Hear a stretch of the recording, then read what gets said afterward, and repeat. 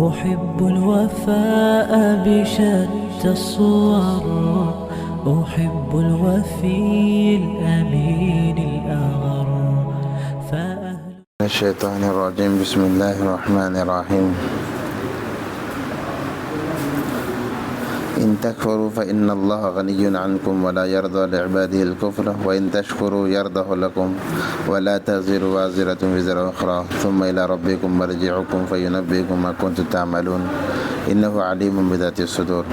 وإذا مس الإنسان ضر دعا ربه منيبا إليه ثم إذا خذله نعمة منه نسي ما كان يدعو إليه من قبل وجعل لله أندادا ليضل عن سبيله قل تمتع بكفرك قليلا إنك من أصحاب النار أمن هو قانت آناء الليل ساجد وقائم يحذر الآخرة ويرجو رحمة ربه قل هل يستوي الذين يعلمون والذين لا يعلمون إنما يتذكر أولو الألباب. صدق اللہ العظیم.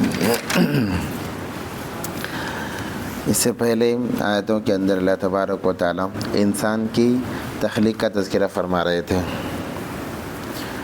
اور چاند و سورج کو اللہ تبارک و تعالی نے کیسے ذمہ داری دی ہے اور وہ اپنا کیسا کام کرتے ہیں. دن اور رات کے بڑا چھوٹا ہونے کی کیا حکمت ہے تو اس کا تذکرہ ہوا. آیت اور اللہ نے انسان کی تخلیق کے 3 دن اندھیریوں کے اندر اللہ تبارک و تعالی نے انسان کی تخلیق فرمائی، یعنی انسان کو بنایا. ایک تو ماں کا پیٹ ہے، دوسرا مادر رحم ہے. ماں کے پیٹ کے اندر ایک مادر رحم ہوتا ہے جسے بچہ دانی کہتے ہیں، اور پھر اس بچہ دانی کے اندر ایک جالی ہوتی ہے جس کے اندر بچہ پلتا ہے. تو پھر ویسے 3 دن اندھیریوں میں اللہ تبارک و تعالیٰ نے بچے کو نشو نما فرمایا اور صحیح طریقے سے فرمایا، اس کا تذکرہ ہوا. اگلی آیات میں اللہ تبارک و تعالیٰ ان لوگوں کا تذکرہ فرما رہے ہیں جو انکار کرنے والے ہیں اللہ کے آیتوں کا. اللہ کا انکار کرنے ان کا کیا حشر ہے اس کا تذکرہ کیا جا رہا ہے. ان تکفروا فإن اللہ غنی عنکم. اگر کوئی انکار کرتا ہے، کفر کرتا ہے، اللہ بے نیاز ہے. اللہ الصمد، اللہ نے کہا اللہ بے نیاز ہیں، اللہ کو کوئی فرق نہیں پڑتا. ضروری نہیں کہ سارے مسلمان اللہ کی عبادت کریں. عبادت سارے انسانیت مل کر بھی اگر اللہ کی بندگی کرے تو پھر اللہ کے شان میں ذرہ برابر بھی زیادتی نہیں ہوگی. سارے مل کر بھی اگر اللہ کی نافرمانی کریں تب بھی اللہ کے شان میں ذرہ برابر بھی کمی نہیں ہوگی. اللہ کی شان اعلیٰ ہے اور اعلیٰ ہی رہے گی. ہاں، بندے اللہ کی عبادت کر کے اپنے اوپر تو احسان کرتے ہیں، اللہ پر کوئی احسان نہیں ہوتا. اس لیے اللہ فرمایا غنی عنکم، اللہ تم سے بے نیاز ہیں.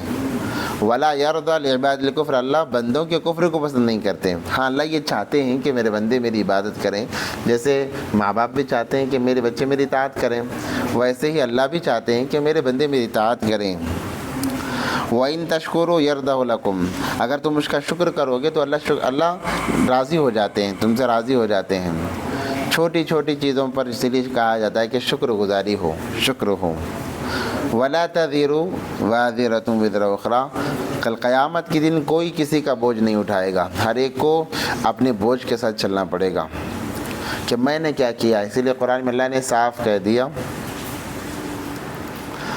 ما لهذا الکتاب، انسان کہے گا قیامت کے دن ما لهذا الکتاب لا یغادر صغیرۃ ولا کبیرۃ الا احصاها، کہ اس کتاب کو کیا ہو گیا، اس قرآن کو کیا ہو گیا، اس میں نہ چھوٹی بات چھپی ہوئی ہے نہ بڑی بات چھپی ہوئی ہے، ساری چیزیں اس کے اندر درج ہیں. اعمال نامے میں یہ اعمال نامے کون بنایا، کس نے بنایا، کیسے بنایا کہ ذرے ذرے سی بات بھی اس کے اندر درج ہے جو زبان سے نکلی ہے.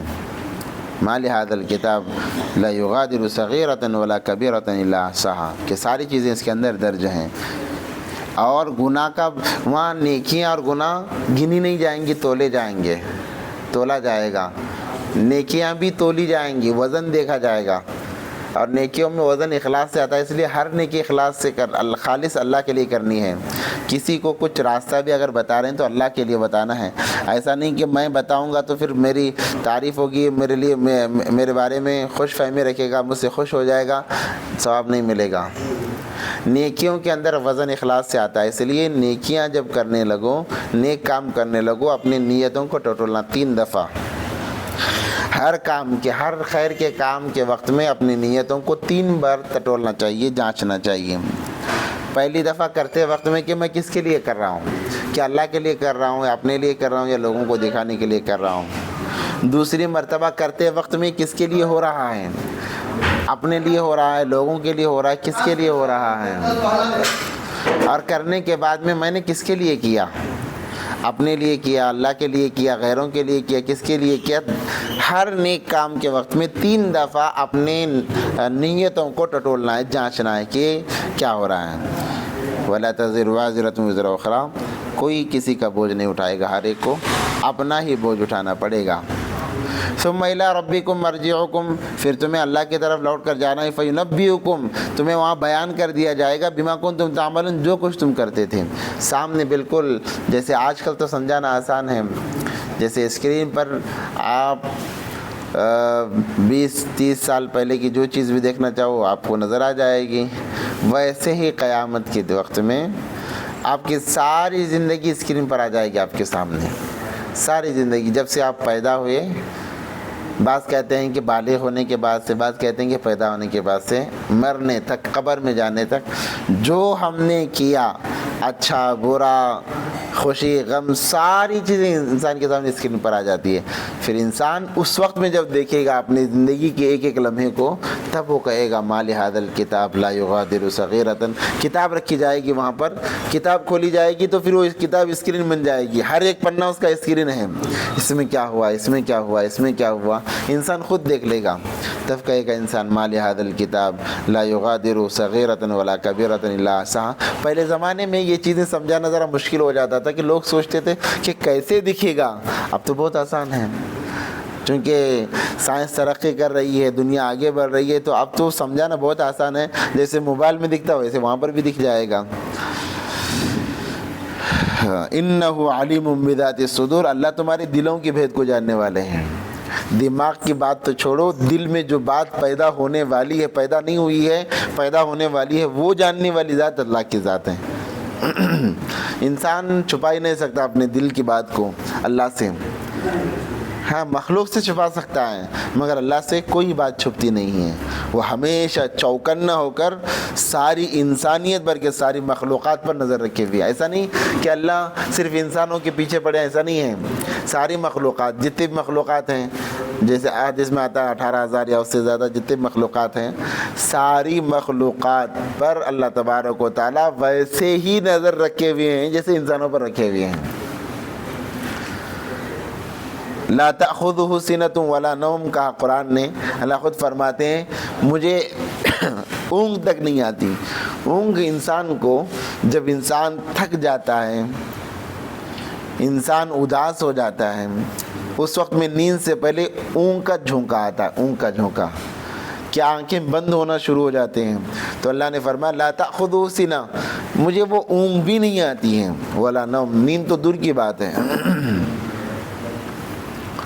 تو پھر ہمیشہ 24 گھنٹے بلکہ ہر وقت میں اللہ تبارک و تعالیٰ انسانوں کو، تمام مخلوقات کو ویسے ہی دیکھ رہے ہیں جیسے روز اول سے دیکھنا اللہ نے شروع کیا ہے۔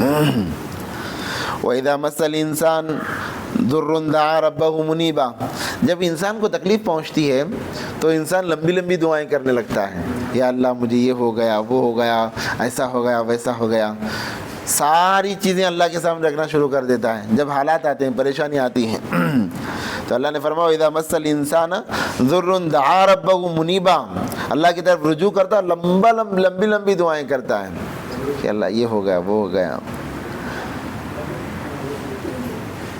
ثم اذا خول له نعمة منه نسي ما كان، اور جب وہ چیزیں اس سے ہٹ جاتی ہیں تو پھر اللہ کو بھول جاتا ہے۔ جیسے میں نے ایک لطیفہ سنایا تھا کہ ایک انسان جنگل میں گیا، ایک بڑا درخت تھا، اس پر بڑے اچھے پھل تھے، ابھی چڑھ گیا پھل کو دیکھ کر کھانے کے لیے، درخت بڑا لمبا تھا، کبھی ہو سکتا ہے ناریل کا درخت ہو، آج کل تو درخت ناریل کے بہت چھوٹے ہو گئے ہیں، چھوٹے چھوٹے ہو گئے ہیں، پہلے درخت بہت بڑے تھے، لمبے لمبے ہوا کرتے تھے۔ یہ چڑھنے کو تو چڑھ گیا، اب اترنا جانتا نہیں تھا، اترنا معلوم نہیں تھا اسے، اب کیا کریں، دیکھا دیکھا دیکھا بہت وقت گزر گیا، جنگل میں کون آئے گا، کوئی آیا نہیں بچانے کے لیے، اگر آتا بھی تو پھر درخت سے کیسے اس کو نیچے اتارتا۔ اب بڑا پریشان ہو گیا، رونے لگا، چلانے لگا۔ جب امید ختم ہو گئی، شام کے وقت میں امید ختم ہو گئی کہ اب مجھے کوئی بچانے والا نہیں سوائے اللہ کے، اللہ ہی بچا سکتا ہے، تو پھر رونے لگا، گڑ گڑانے لگا، دعائیں مانگنے لگا، یا اللہ تو ہی ہے، تیرے علاوہ کچھ بھی نہیں ہے، تو ہی ہے، تیرے علاوہ کچھ بھی نہیں ہے، ساری دنیا بیکار ہے، بس تو ہی ہے۔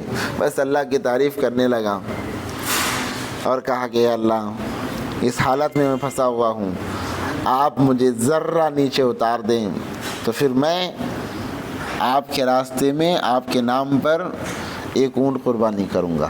اللہ کو لالچ دینے لگا۔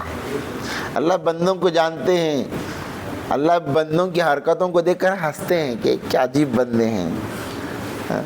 تو پھر لالچ دی اللہ کو کہ اللہ اونٹ قربانی کروں گا، تو پھر اللہ میاں بھی ذرا بندوں سے مذاق کر لیتے ہیں، تو اللہ نے اسے تھوڑا نیچے اتار دیا۔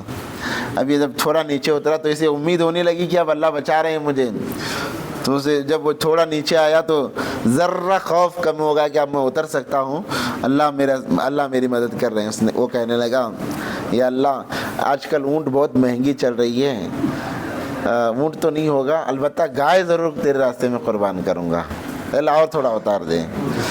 پھر اللہ نے اور تھوڑا اتار دیا۔ جب اور تھوڑا اتر گیا تو کہنے لگا یا اللہ گائے بھی اتنی آسان بھی نہیں ہے، وہ بھی ذرا مہنگی ہے، کیونکہ ہر کوئی گائے خریدتا ہے تو پھر وہ بھی ذرا مہنگی ہے اللہ، البتہ گائے نہیں، میں انشاءاللہ بکری ضرور قربان کروں گا، اور ذرا نیچے اتار دیں۔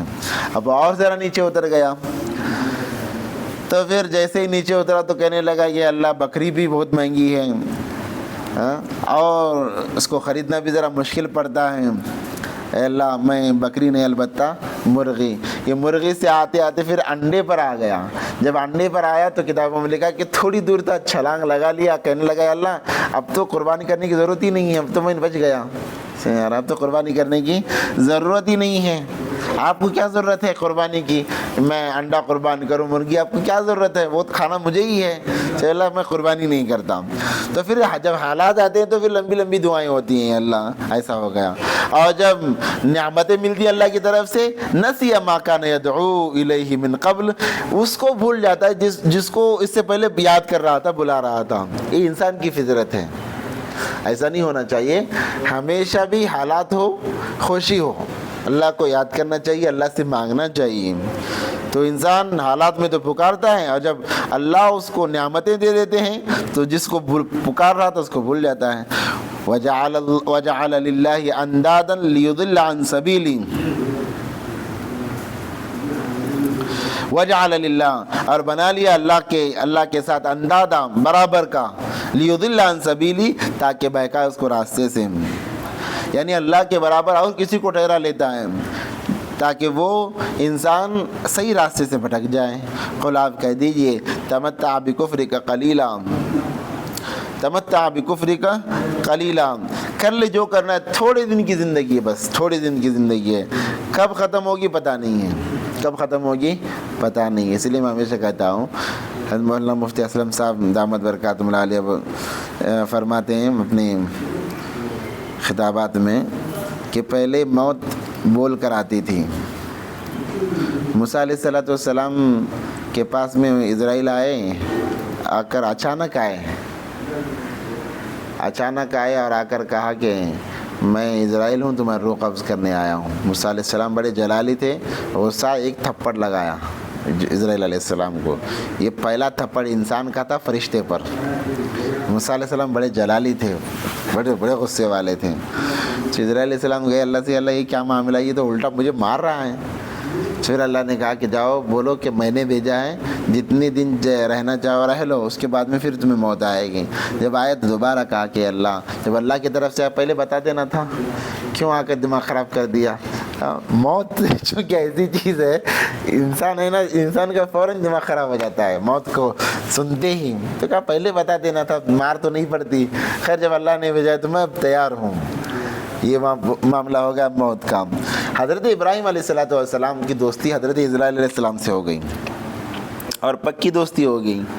تو ابراہیم علیہ السلام نے کہا کہ دیکھو تمہارا کام تو روح نکالنا ہے، مگر میرے پاس جب آنے لگو ذرا مجھے میسج دے دینا، اطلاع کر دینا کہ تم میرے پاس کب آ رہے ہو، تاکہ میں تیاری کر لوں۔ ابراہیم علیہ السلام تو بڑے نبی تھے، اللہ کے بڑے خلیل تھے، مگر پھر بھی انہوں نے یہ کہا۔ اس کے بعد میں حضرت اسرائیل علیہ السلام آئے اور آ کر کہنے لگے کہ چلو تمہارا وقت ہو گیا۔ تو ابراہیم علیہ السلام ناراض ہو گئے، کہا کہ ارے تو کیسا دوست ہے، تو میں نے تجھے کہا تھا کہ جب آئے تو بتا کر آنا، ذرا بول کر آنا تاکہ میں تیاری کر لوں، تو اچانک آ کر بولتا ہے کہ چلو وقت ہو گیا۔ تو پھر اسرائیل علیہ السلام نے کہا ارے میں نے تو اللہ کی طرف سے میسج دے دیا تھا آپ کو۔ کہا کوئی آیا ہی نہیں میرے پاس خبر لے کر، کیسا میسج آیا، کون سا میسج دیا تم نے؟ تو پھر اسرائیل علیہ السلام نے کہا کہ دیکھو آپ کے سر میں بال دیکھیے۔ کہا کہ دیکھا ہوں، شیشے میں دیکھیے۔ دیکھا تو بال سفید ہو رہے تھے، تو کہا یہی تو میسج تھا میرے آنے کا، بالوں کا سفید ہونا یہ میسج تھا۔ اور سب سے پہلے بال سفید ہوتے ابراہیم علیہ السلام کے ہوئے ہیں، اس سے پہلے بال سفید نہیں ہوتے تھے۔ ابراہیم علیہ السلام کے پاس سب سے پہلے بال سفید ہوئے ہیں۔ انہوں نے کہا کہ بالوں کا سفید ہو جانا یہ میرے آنے کی علامت تھی۔ پھر کہا تمہارے گھر میں بچے ہیں؟ کہا کہ ہاں بچے ہیں۔ بچوں کا پیدا ہونا بھی میرے آنے کی علامت تھی کہ میں کب بھی آ سکتا ہوں، اب وقت ہو چکا ہے، تمہارے بال سفید ہو رہے ہیں، تمہارے گھر میں بچے پل رہے ہیں۔ ہر بچہ آتے ہوئے یہ اعلان کرتا ہے کہ اب میں آ گیا ہوں، تم یہاں سے نکل جاؤ، اب میں آ گیا۔ اسی لیے تو نظام چلتا ہے دنیا کا۔ اگر سارے رہتے تو پھر کہاں رہتے؟ سارے رہتے تو پھر کہاں رہتے؟ اب کرونا میں ساری چیزیں بند ہو گئی، لوگ لڑ کے مار دیے ایک دوسرے کو کہ جگہ نہیں ہے، کہاں رہیں گے سب؟ تو ایک نظام ہے اللہ تبارک و تعالیٰ کا، تو وہ اعلان کرتا ہے کہ اب میں آ گیا ہوں، اب تم اپنے جانے کی تیاری کرو، اب میرا چلے گا، تمہارا کچھ نہیں چلے گا۔ اسی لیے جو دادا ہوتا ہے اس کو کہتے ہیں خاموش ایک کونے میں بیٹھے رہو۔ حالانکہ یہ غلط چیز ہے، مگر یہ ایک دنیا کی ایک ترتیب ہے، دنیا کا ایک رواج ہے کہ اب ان کا کوئی کام نہیں ہے، ان کا کوئی کام نہیں ہے۔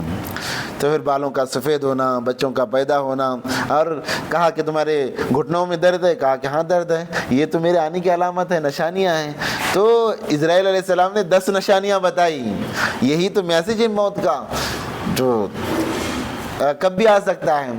تو پھر الغرض وہ بات ہو گئی، تو حضرت فرما رہے تھے کہ آج موت شارٹ کٹ آ رہی ہے، پہلے تو بول کر آتی تھی۔ ہمارے بچپنے میں بھی گاؤں وغیرہ میں کیا ہوتا، پہلے عمر ہوتی، پھر بوڑھے بیمار پڑتے، بیمار لمبا پڑتے، لوگ کہتے مر گئے تو اچھا ہے، مر گئے تو اچھا ہے، رات بھر کھانس کر زندگی گزرتی، سب لوگ دیکھنے آتے، پھر بھی مرتا ہی نہیں تھا انسان۔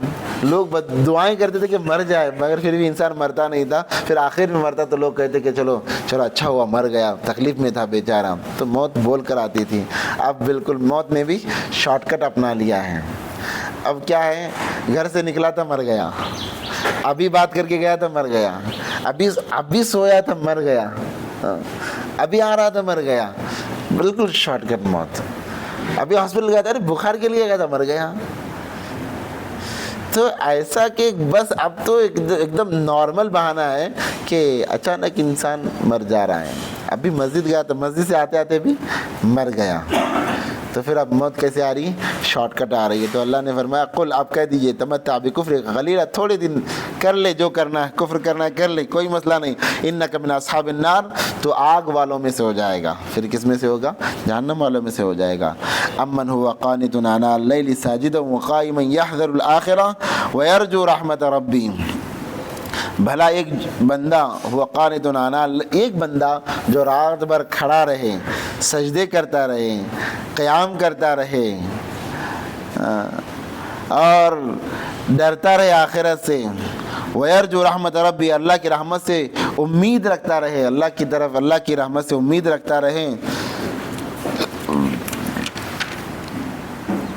قل، آپ کہہ دیجئے، وہ بندہ جو رات بھر کھڑا رہا، یعنی نمازیں پڑھ رہا ہے، تہجد پڑھ رہا ہے، 5 وقت کی نماز تو پڑھ ہی رہا ہے، اس کے ساتھ میں تہجد بھی پڑھ رہا ہے، رات میں کھڑا ہو رہا ہے، قرآن کی تلاوت کر رہا ہے، اللہ کی رحمت سے امید رکھ رہا ہے، اور آخرت سے ڈر رہا ہے۔ قل، آپ کہہ دیجئے، هل يستوي الذين يعلمون والذين لا يعلمون، کیا وہ بندہ جو نافرمان ہے اور وہ بندہ جو فرما بردار دونوں برابر ہو سکتے ہیں؟ نہیں برابر ہو سکتے۔ دن اور رات برابر ہو ہی نہیں سکتے۔ دن الگ ہے، دن روشنی لاتا ہے، رات تاریکی لاتی ہے۔ مرد اور عورت برابر نہیں ہو سکتے، مرد الگ ہے، عورت الگ ہے۔ هل يستوي الذين يعلمون والذين لا يعلمون، کیا یہ دونوں کو برابر سمجھنا جائز ہے؟ بالکل جائز نہیں ہے، دونوں الگ ہیں، فرما بردار الگ ہے، نافرمان الگ ہیں۔ انما يتذكر اولو الالباب، وہی لوگ سوچتے ہیں جن کو عقل اللہ نے دی ہے، بے عقل لوگ یہ سوچتے نہیں ہیں، سوچنے والے کون ہیں؟ وہی لوگ ہیں جن کو اللہ نے عقل سلیم عطا فرمائی ہے۔ اللہ سے دعائیں کہ اللہ عمل کی توفیق عطا فرمائے۔ آخر دعوانا الحمدللہ رب العالمین۔